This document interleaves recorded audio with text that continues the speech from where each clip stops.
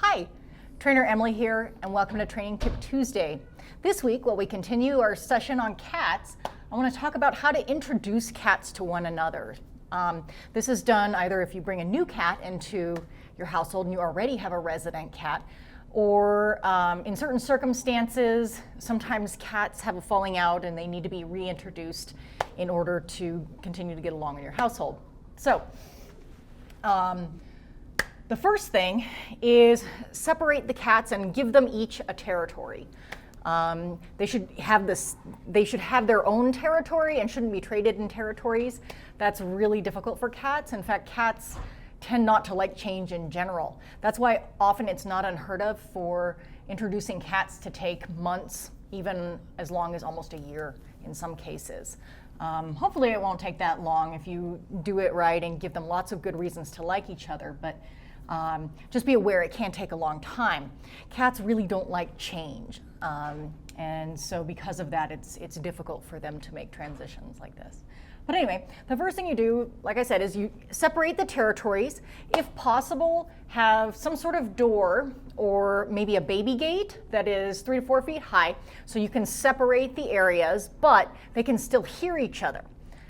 In this case, we have a glass door here, but the cats can still see each other and smell each other underneath. This is Ichiban. He's being really cute. What are you doing? Okay.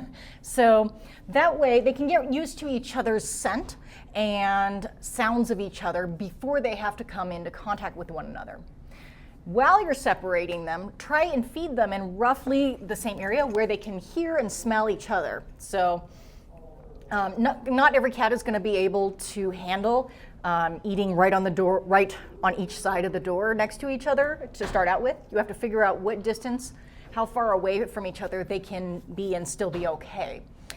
Feeding them while they're around each other gives them a reason to like each other, because the good feeling that they get from eating food is transitioned and associated with the situation. So you gradually get them closer and closer together so that they can smell each other and they're really aware of each other's presence under the door. To begin with, you definitely hide sight. So if you have a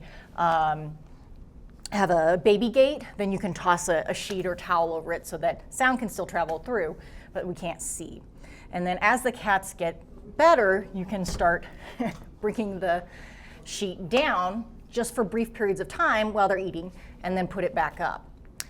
If your cats won't take regular food at that time, or if all you feed is generally regular food, like the kibble, the dry kibble, it's not a bad time to consider adding in little extra special treats, or even feeding them canned food that way.